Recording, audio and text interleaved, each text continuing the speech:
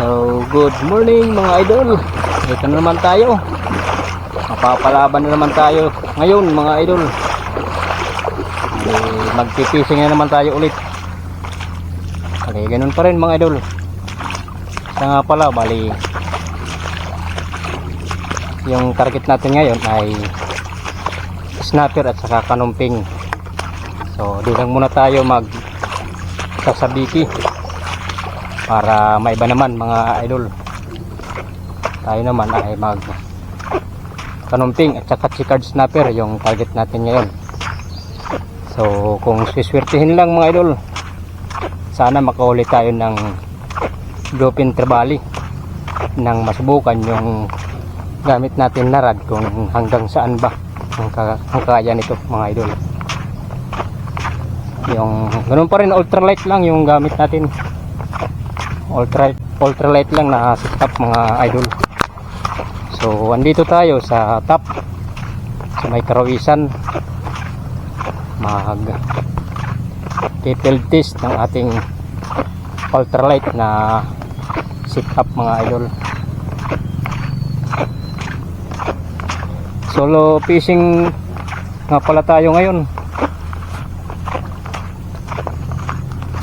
kasi yung mga kasama natin na nagpipishing ay may mga trabaho, kaya solo tayo sa ngayon mga idol. So let's go mga idol.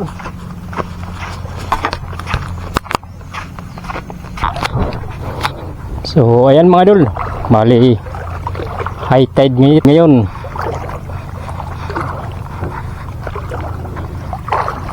Pero di magtatagal mga idol ay low tide na to.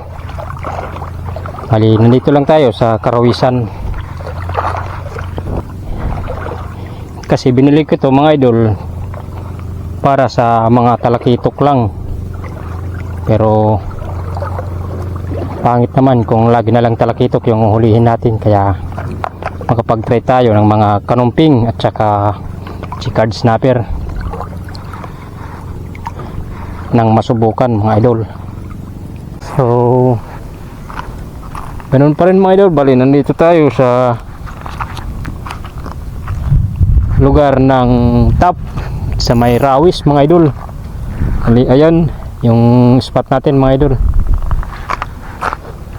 So magkakas pa tayo dito kung baka swertehin pa tayo mga idol. So let's go. So ito na tayo mga idol, magkakas na naman ulit, baka tayo ay makachamba na naman. First cast mga idol sa paglipat ng bagong spot.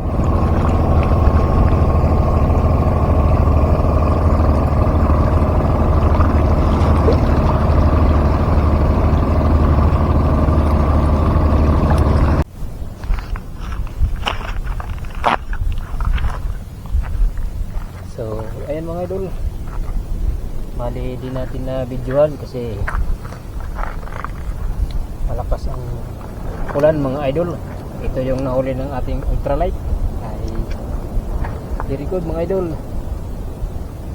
Hindi natin ito na videoan kasi maulan, walang waterproof yung water case yung GoPro natin, kaya ito na lang ang nahuli natin ngayon mga idol. So panihinayang mga idol kasi hindi natin na videoan yung nahuli nating golden trevally mga idol.